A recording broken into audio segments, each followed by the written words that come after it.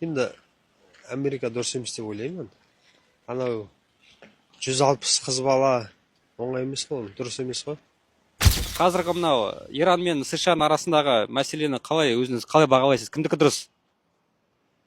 Ну, енді мен ойлаймын, енді США кішкене өзінің үлкендігін білдіртіп, былай енді құқықондық жасап тұр.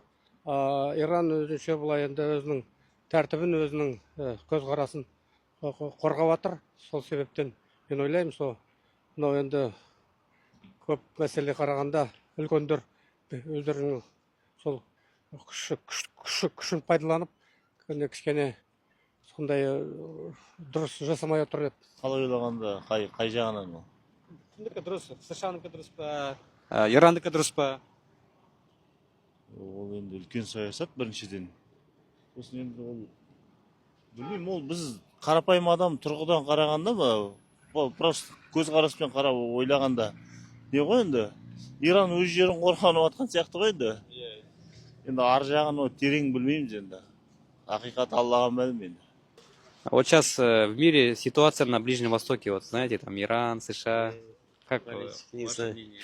Я политику не разбираюсь, не смотрю вообще. Вообще Әрине мұсылмандарды қолдаймыз ғой.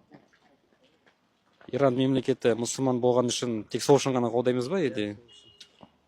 Енді Америка дұрыс емес деп ойлаймын. Анау 160 қыз бала оңай емес қой, дұрыс емес қой. Біз бүгін көшедегі адамдардың ойын білдік. Енді сіздердің кезегіңіз. Кімдікі дұрыс деп ойлайсыздар? Өз ойыңызды комментарийге жаза кетіңіз.